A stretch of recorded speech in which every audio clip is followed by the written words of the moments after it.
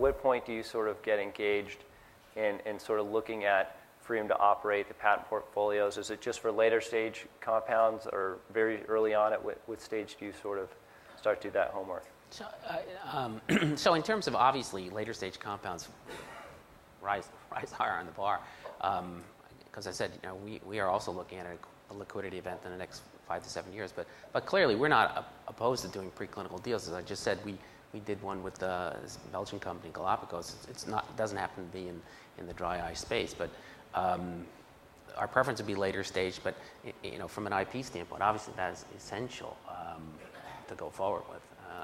But at what stage in the process, somebody comes to you, let's say they have an idea, when you engage companies, do you start that, is that one of the first sort of go, no-goes you look at, or do you sort of look at the data first? What point do you incorporate that into your plan? I mean, we always have trust but verify. That's my philosophy. So we believe what people tell us, and we work it over. But pretty soon, at least at Allergan, IP is something we focus on pretty early. Yeah. I mean, science brings it to the table first, but the patent has to come. Yeah. Or some way to protect the product. Not every product needs a patent, but usually for drops and stuff, they definitely need patents. I guess from an Alcon perspective, science do come first, but IP is really not far.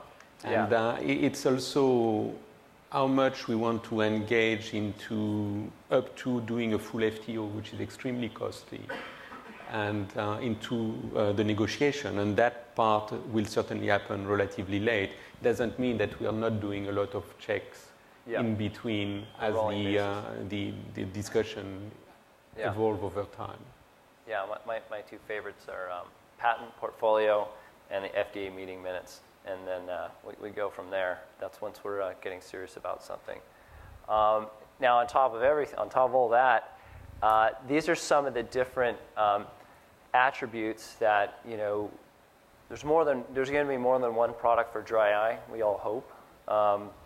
And like we said, you start to segment the market starts to mature. All these things come into play, and you can mix and match these to build different target product profiles.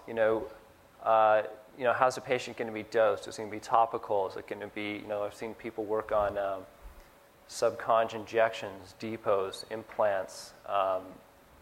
Sometimes improving a product. They were talking about Restasis, and what if you had something that was like Restasis but it was more comfortable? Would that be a product? So a lot of consumer type.